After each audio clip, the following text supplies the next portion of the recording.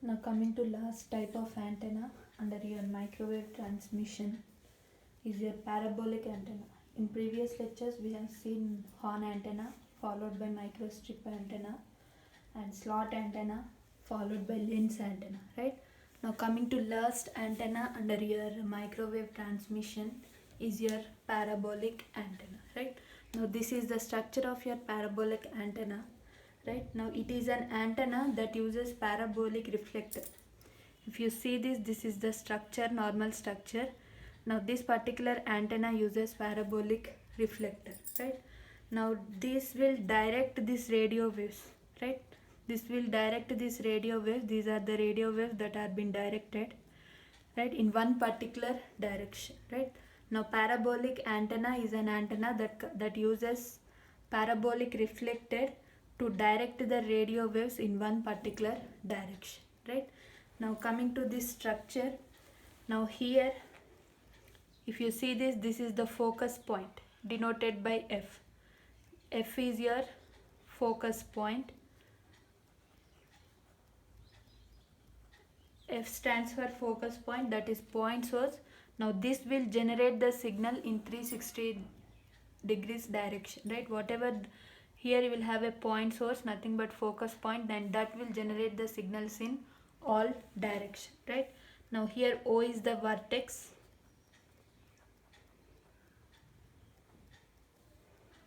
and OF the distance between from this point to the point source, that is OF is your focal length.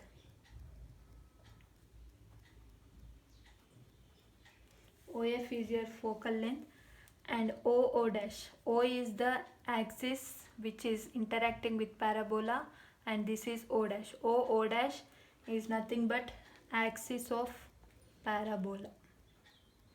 These points you have to know before knowing about the parabolic antenna, right? Now if you see this structure, parabolic antenna contains the parabolic reflector, and using this reflector we are directing the radio waves in one particular direction. Now here F is the focus point, and OO dash. OO dash is the parabola axis, and O is the vertex, and another one is O to F. O to F we call it as the distance from vertex to focus point is nothing but focal length, right? Now the coming to parabola, see here F generates the signal in 360 degrees direction, point source that will generate the signal in 360 degrees direction.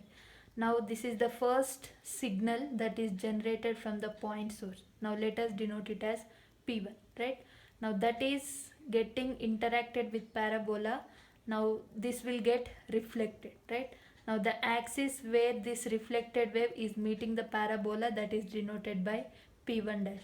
Now P2 is the second signal that is generated from the signal source, and this will hit the parabola and will get reflected, and the point where it is meeting the aperture, this particular thing we call it as aperture, right, where it is meeting the aperture of parabola, that is denoted by P2 dash. Now similarly the third signal that is generated from the signal source is denoted by P3.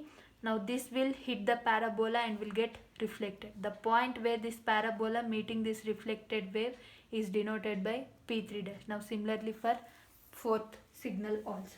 Now coming to according to definition of parabola, now F generates the signal, right? Now the distance of FP1, this distance FP1 is nothing but the first signal that is generated from the point source. The distance of FP1 plus P1 P1 dash.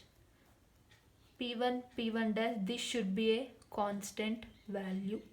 This should be a constant value. Not only P1, now the distance from the second signal source, that is second signal FP2 plus P2 P2 dash should also be constant, and this follows for all the signals that are generated from the point source, right? Now the parabola is defined as the locus of the point which moves in such a way that the distance from fixed point F, the distance from fixed point, this fixed point plus its distance from a straight line, the distance from fixed point plus straight line should be a constant value, right?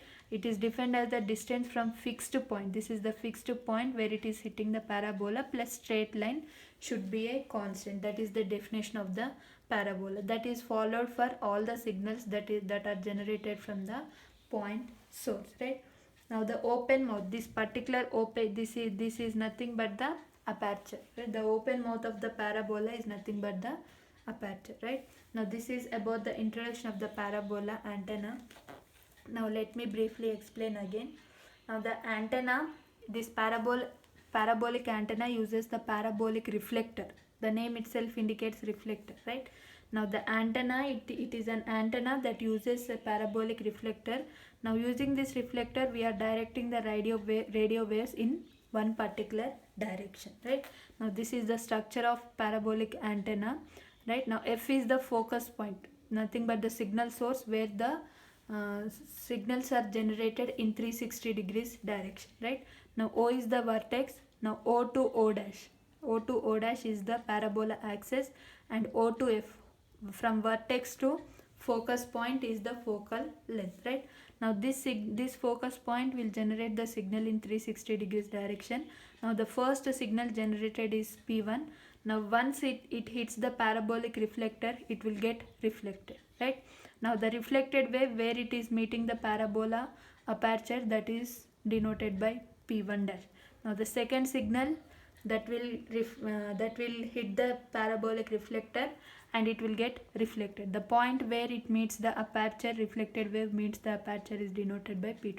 Similarly for P3 and P4. Now according to its definition, the distance from the fixed point is nothing but F. The distance from the fixed point plus straight line should be a constant. That means Fp1 plus P1 dash should be a constant, and Fp2 plus P2 dash should be a constant, and Fp3 plus P3 dash should be a constant, and Fp4 plus P4 dash should be a constant. And the open mouth, this is nothing but the aperture, right? Now this is about the introduction of the parabolic antenna.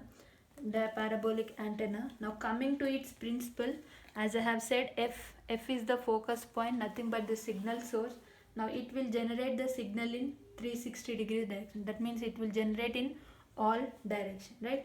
Now here F creates spherical wavefronts. Whatever the signal that are generated, now here F creates which wavefronts? Spherical wavefront, right? Now these spherical wavefronts are getting converted to, after reflection, those are getting converted to planar wavefronts, right? F can create spherical wavefront. So whatever the signal that it touches the parabolic reflector, now it will get reflected, right? Now whenever it is reflecting, it creates the parallel beam, right? It creates the parallel beam. This creates a planar wavefront after reflection at aperture, right? Now this is the principle as we have seen under lens antenna also. Now that will also convert your spherical wavefronts to planar wavefront. Now this is the parabolic. Now this is the parabola axis. Now here consider, here it is F. Now F is generating the signals in 360 degrees direction, right? Now before it is generating 360 degrees direction. Now after reflection, it will generate a parallel beam, right? Now this is the structure of parabolic antenna, right? Now here F creates which wavefronts? Spherical wavefront, because it is generating signals in 360 degrees direction, right? Now this hits the signal parabolic reflector and will get reflected in a planar form. That's why spherical wavefronts are getting converted to planar wavefronts, right? This is how it works, and this is mainly used to convert the spherical wavefronts, right? Before hitting this parabolic reflector, the wavefronts are spherical. Now once those are getting hit by the parabolic reflector, those will get reflected in the form of parallel beam. That's why spherical wavefronts are getting converted to parallel wavefronts, right? Now this is how it works. Now it is mainly used to convert spherical wavefronts to planar wavefronts, right? Now this is about the working principle of parabolic antenna, right? Now here you will have a focal point. Now focal point will generate focus point or the focal point. Now it will generate the signals in 360 degrees direction. Like this it will generate, right? Now this signal will hit the parabolic reflected at some particular distance, right? Now once those are hit by the parabolic reflected, those will get reflected in a parallel beam. Spherical wavefronts are getting converted to parallel wavefront. This is how it works, right? Now coming to design characteristics. Now design characteristics of a parabolic antenna. Now what is F?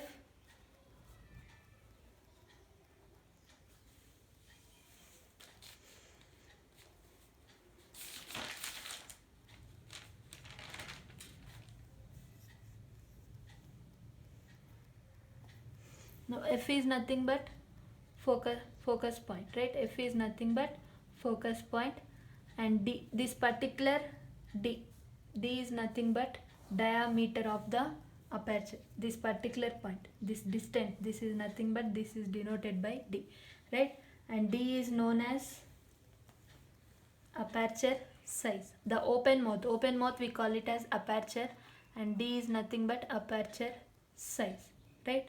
And the ratio of focus point to D, F by D, ratio of focus point to D, and this we call it as aperture number. And this F by D varies in between 0.25 to 0.5, right? You have to maintain these characteristics, right? You have to maintain these characteristics in order to design a parabolic antenna, right? Now F we know this is nothing but focus point, and D is nothing but this particular size, right? Aperture size we call it as. And the ratio of F by D, ratio of focus point to open mouth of the parabolic antenna size, that is aperture size, right? That we call it as aperture number, and this number should always lie in between 0.25 to 0.5, right? This numbers always lie in between 0.25 to 0.5.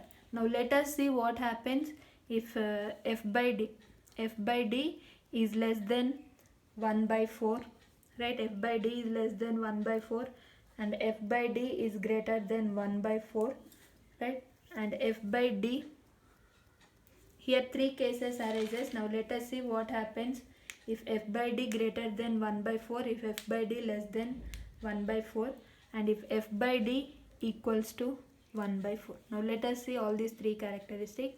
Before designing the parabolic antenna, we have to keep in mind that F by D, F is nothing but focus point and D is the aperture size. Aperture is nothing but open mouth of the parabolic antenna. That number should lie in between 0.25 to 0.5. You may get doubt what happens if it is less than 0.25, and what happens if it is far greater than 0.25, and what happens if it is equals to 0.25. Now let us see those three cases. Now case 1. Now coming to case 1, right? Coming to case 1 where F is small. F is small.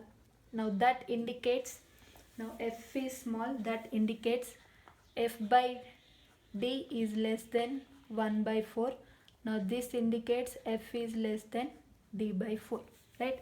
F is small. Consider case where F is small, right? F is small, that is focus point lies, F is less than D by 4, right?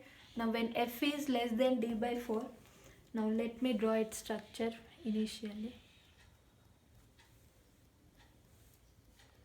Now this is parabolic reflector and this is parabolic antenna aperture. When F is small, F lies inside the aperture, right? F lies inside the aperture. Now what happens if F lies inside the aperture? In this case you won't get uniform illumination over the aperture, right?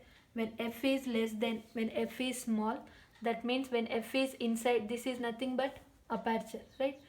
When F is small, that indicates F is inside the aperture, right? Now in this case it is difficult to get the uniform illumination over the aperture. That means in this case it is difficult to get the parallel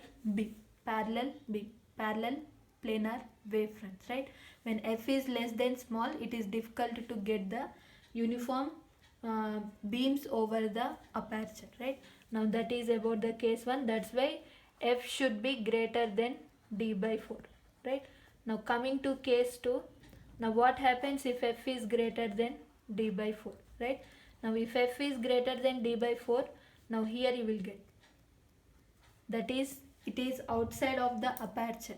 If you see this, now this is the axis, it is outside of the aperture. Now this signal will generate the, this point source will generate the signal. Now that will hit the parabolic reflector, right? That will hit the parabolic reflector. Now once those are hit, it will get reflected, right? Now if you see this figure, all the signals that are generated from the point source is difficult to focus on the reflector, right? That means only few signals that are generated from the point source will hit the reflector. Only few signals, that is the main disadvantage when f is greater than d by 4. When f is greater than d by 4, now what happens? Focal point will lie outside of the aperture. Now because of this outside of the aperture, you can't focus all the signals that are generated from the focus point to the reflector. Now because of that, you won't get maximum radiations, you won't get, right? Now maximum radiation you won't get. That's why. Now coming to case 3, where the focal length lies on the aperture size, where the focal length lies on the aperture side. Now what happens here? If focus point lies on the plane of aperture side, and you can focus maximum radiation, you can focus maximum signals, and you will get maximum radiation, right? Now these are the 3 cases. So fixing the focal length is very important design characteristics in this parabolic antenna, right? Now if f is small, now let me briefly explain. If f is small, that means you will get the focal point inside the aperture, right? Now because of that, you won't get uniform parallel beams, right? Now if f is less than greater than d by 4, now it will, a focal point lies outside of the aperture. Now because of that, you can't focus all the signals that are generated from the focal point to the reflector. Now because of that, you can't get maximum radiation, right? Now if f is lies on the aperture, you can focus all the signals to the maximum extent. You can focus all the signals to the reflector, and you will get maximum radiation. That's why always focal point should be lie on the aperture size for the maximum radiation, right? Now this is about the parabolic antenna, right? And now let me give some formulas. And the directivity of the antenna, right? Directivity of the antenna, that is given by 4 pi a by lambda square, 4 pi a naught by lambda square. Directivity of the parabolic antenna is given by 4 pi a naught by lambda square. You know 4 pi value, and a naught is the area of the aperture, and lambda, you know it, right? Now this is about the directivity formula of the parabolic antenna. Now let me draw its radiation pattern. Radiation pattern of parabolic antenna. What is radiation pattern? As I have said under antenna parameters, right? Graphical representation of the field strength, relative field strength, either it is transmitted or received by that antenna, right? Graphical field representation of the relative field strength, whether it is transmitted or received from that antenna, right? Now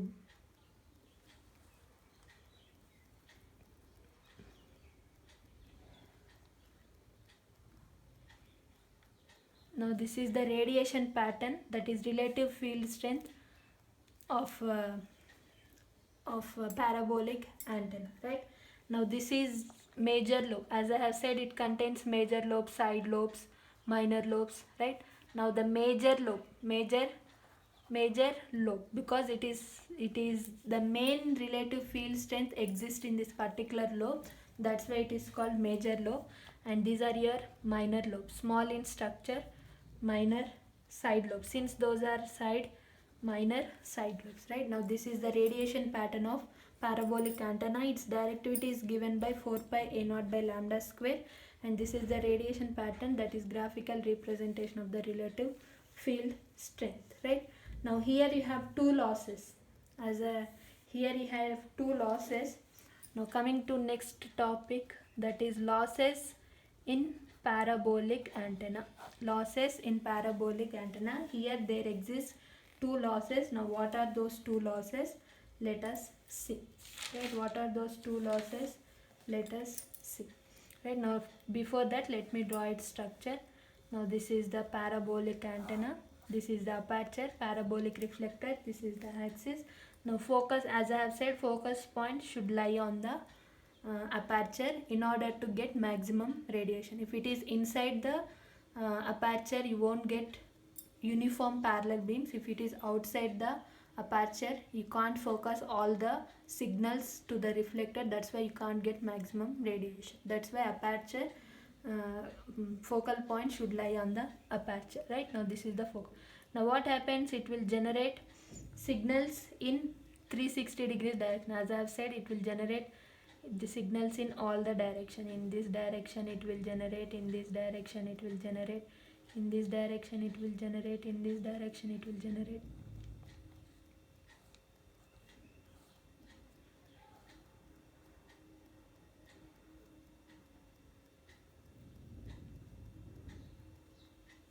Right, now point source will generate in all 360 degrees direction. Now what are the signals, whatever the signals that are focused on the, this is your parabolic reflector. Right, now the signals that are hitting the parabolic reflector will get reflected. Right, here signal is hitting parabolic reflector. Now this will get reflected. Now here signal is getting, this will get reflected. Right, now here also, now these signals are not hitting the parabolic reflector, that's why you won't get reflections here. Now this won't get reflection because it is not hitting the parabolic reflector. This also won't get. Right, now this is hitting the parabolic reflector, here you will have a reflection and here you will have a reflection. Right, now if you see this, these signals 1 2 3 4 5 6, right, these signals are not reaching the reflector. If you see this, these signals are not reaching the reflector. Right, now this we call the signals that are not reaching the reflector.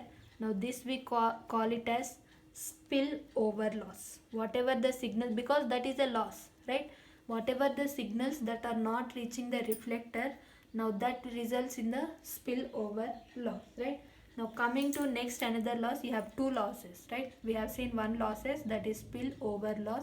Whatever the signals that are not hitting the parabolic reflector, that results in a spillover loss. Right, now coming to next loss, now the signal generated from the point source. See, if you see this is the signal that is generated from the point source. Right, now this has a same direction.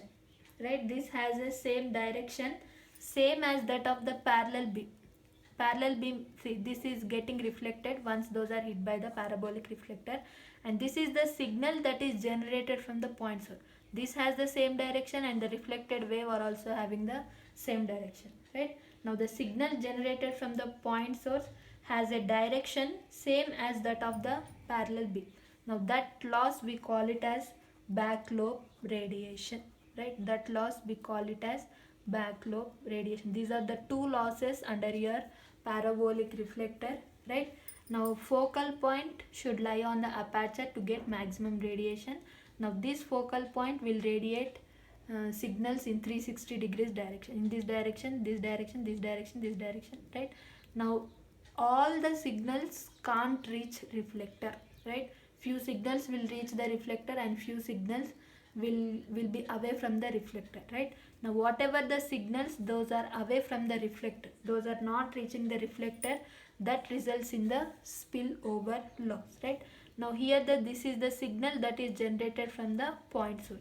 Now this has the same direction as that of the parallel beam. Right, reflected beam. Right, now that we call it as back lobe radiation. Right, now these are the two losses that we observe under parabolic reflector. Right, now let us see its application.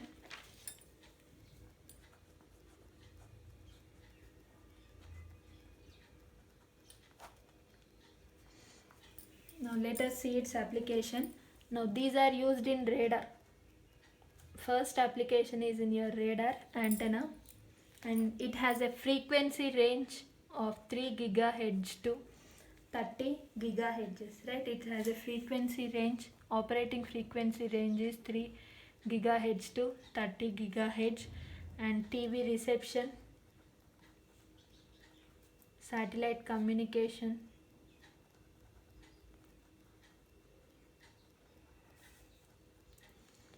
and another one is relay links, right? Relay means